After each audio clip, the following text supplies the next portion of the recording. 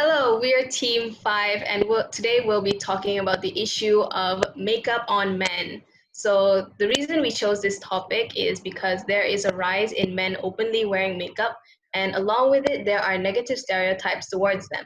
We wanted to observe the Malaysians' perspective towards this issue, towards men's grooming, whether it's in cosmetics similar to women or the men's cosmetic, as well as the Malaysian perspective and perception towards common stereotypes such as men who wear makeup are gay or men who wear makeup have less masculinity.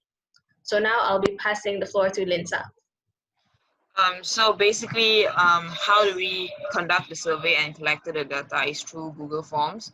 And so the questions are around 20 to 21 questions. And the respondents involve different demographics, which are based on their sex and the different races. So from the questions, we actually get their different levels of agreement towards the statement and their personal knowledge on men's grooming and makeup in general. So like I said, we've divided the respondents' data based on their sex, and also we've collected a fair amount of data of the three main races in Malaysia, which is Malay, Chinese, and Indian. And our respondents are mostly from the youth category, which are between 18 to 24 years old, and also 25 to 34 years old. So next, I'll be passing this to Ashwina. According to our data that we have collected, the level of makeup tolerance agreed by both men and women is the face makeup. So, we ranked it based on number one is the basic of foundation, concealer, and primer, and number two is the lip balm, lipstick, or lip tint, and number three is the eyeliner, eyebrow, or mascara. And as we collected the data for why do men wear makeup, men see it as grooming, whereas women see it as fashion or trend, possibly due to the specific people they see wearing makeup. Women usually see more celebrities, influencers, and hence why they actually sense that it's for fashion or trend. And men see more of their idol or connections who look neat because of makeup, hence why it's grooming. And as for women, they think it's our based on our data is 57.5% that think it's for fashion or trend, and for the men, grooming is about 43.3% of data of response. And as for why don't men wear makeup, men say 53.3% of men says that they just don't like it. Whereas women actually says that 30.7% of them are worried that it affects their masculinity. It is due to their surrounding and stories that they've heard. And move on to Zerchi. So next part will be talking about the first 7 statement. The first one will be more women disagree that it is inappropriate for men to wear makeup. And the second is more men agree that they are comfortable with wearing makeup, whereas women think they are not comfortable with it. So the third one is both men and women had a strong disagreement on makeup should be worn only by women. So the next is more women are accepting of men wearing makeup on a daily basis as compared to men who disagree for makeup on a daily basis. This could be because women are judging the makeup as similar to theirs, so it's easy to wear daily, whereas the men may see it as too much effort or is unnecessary. For the fifth one, both men and women had stronger agreement towards men wearing makeup for event. This is possibly due to it being a job or requirement that people are willing to sacrifice for it. The next one is both men and women disagree that men who wear makeup are less masculine. And the last is half of the men disagree that men who wear makeup are more attractive compared to men who don't.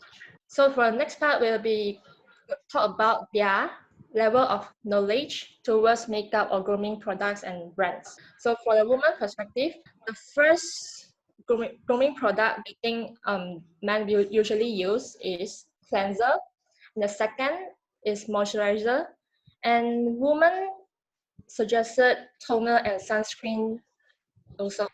And for the men's perspective, the first is cleanser, and for the second, men will just choose nothing for grooming, and the third one is moisturizer. For the grooming brand, in women's perspective, the first one is they don't know any products, maybe because there is lack of representation in the industry or they just pay no attention to it. And for the second brand is Nivea, and the third brand is Garnier Men. So for the men's perspective, the first brand is Nivea, and the second is Garnier, and the third one is L'Oreal, Himalaya, or Gillette.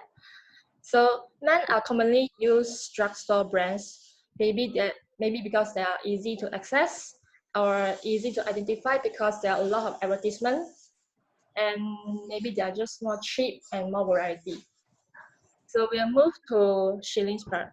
So for my part, the first question is, men have become more conscious about makeup in recent years. This statement is agreed by most of the men, while most of the women chose to be neutral about it.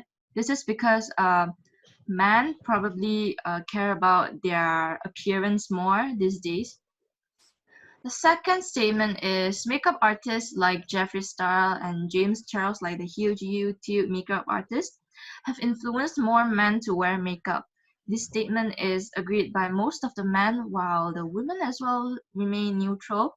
The reason for this being is probably because women think YouTube stars like Jeffree Star and James Charles, the makeup they do is too much for men to wear, while the men probably see it as like an entertainment to watch them wear makeup and try it on themselves.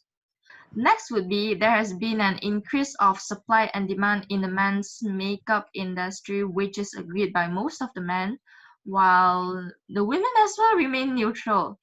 This is because, like I said, probably men care about their appearances more nowadays, while women they probably don't care that much about men. The next is, men's makeup is only allowed for those with an occupation in the arts industry, like fashion or entertainment industry. This statement is disagreed by both men and women because they think it don't only limit to the industry. It can be worn as like daily makeup, like the base, sunscreen, moisturizer. The next is, while mentioning that trusting men as beauticians more than women as beauticians is, the women felt neutral about this, probably because they think both men and women can have similar knowledge in the makeup aspect, while the men disagreed on this, probably because that women has been in this industry for a really long time. They believe they trust women more. The next is, most men agree that men who wear makeup are more likely to be LGBT, but the women disagreed on it. This might be because of the religion beliefs we have that have taught us men are not supposed to be doing this kind of stuff because makeup has always been deemed girly. The next is, the Malaysian community is open to accept men who wear makeup, which is disagreed by both men and women. This can be related to the next statement, which is, discrimination is evident towards men who visibly wear makeup on a daily basis, where both men and women agreed on this. This shows that discrimination in Malaysia still exists because they still haven't fully accept the truth that men can be wearing makeup as well. Next, I'll be passing back to Anis. Okay, so from the data we collected, we have gathered an understanding of where Malaysians stand on the issue of makeup on men. We could see that the number of people tolerating this issue has increased, and the business sector has begun to take action on it. Although the business side is strongly encouraging this consumer behavior, the citizens' culture may take time to adjust. Although we did not cover a large amount and variety of respondents, this survey serves as a brief consideration of how certain Malaysians react to this issue of men wearing makeup. and its impact to both social and economic environment. We hope that by bringing light to this, Malaysians will understand that this issue can bring various outcomes depending on how we choose to react or perceive to it. That's all that we have for this presentation. Thank you. Thank you.